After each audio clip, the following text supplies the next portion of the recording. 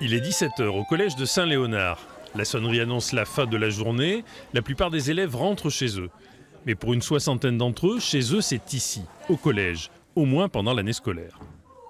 C'est un plaisir de se retrouver là, en fait?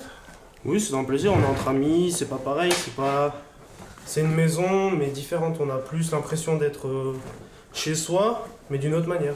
C'était comme si t'étais chez toi, quoi. Vraiment? Ouais. C'est quoi la différence?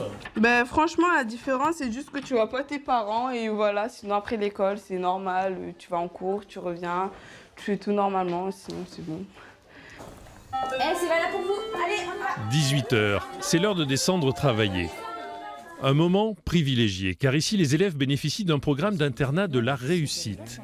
Ils ont été sélectionnés en fonction des difficultés qu'ils pouvaient rencontrer chez eux pour travailler correctement, mais aussi en fonction de leur volonté de s'accrocher et de réussir.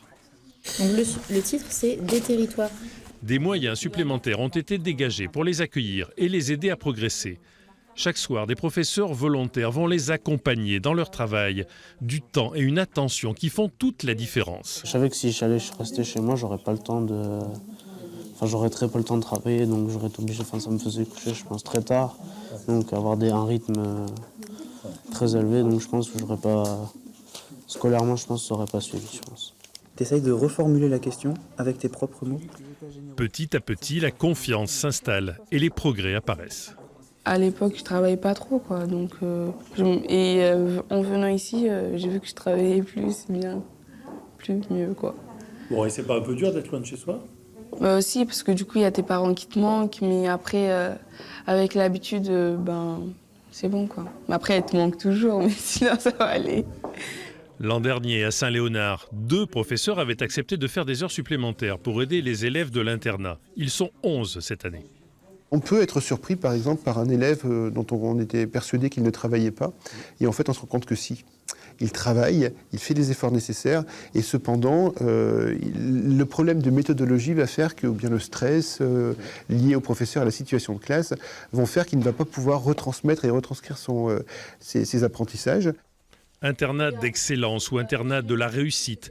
Leur efficacité fait donc l'unanimité, même chez les syndicats qui pourtant pointent une contradiction. Tous les élèves aujourd'hui ont besoin d'un meilleur accompagnement, de temps individualisé, d'une ouverture plus large vers la culture, de financement le permettant. Donc je dirais que globalement, on a un exemple d'une amélioration des résultats qui a nécessité la mise en œuvre de moyens, de réels choix éducatifs, pédagogiques, qu'il faudrait sans doute généraliser. Généralisé, c'est ce que tente de faire l'internat du lycée Turgot à Limoges.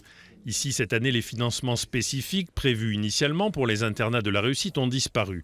Pourtant, l'établissement essaye de perpétuer l'accompagnement personnalisé des élèves qui a fait ses preuves ces dernières années. Les élèves qui ne bénéficient pas de l'internat, certains vont se retrouver donc, en décrochage scolaire. D'ailleurs, parfois, nous proposons l'internat comme donc, alternative, comme solution pour donc, raccrocher une scolarité qui a été débridée à un moment donné et pouvoir donc, retrouver donc, la réussite scolaire. Lancés en 2012, les internats d'excellence puis les internats de la réussite ont bénéficié dans un premier temps de gros moyens financiers. Ils ont largement fait la preuve de leur efficacité, en particulier pour les élèves les plus défavorisés.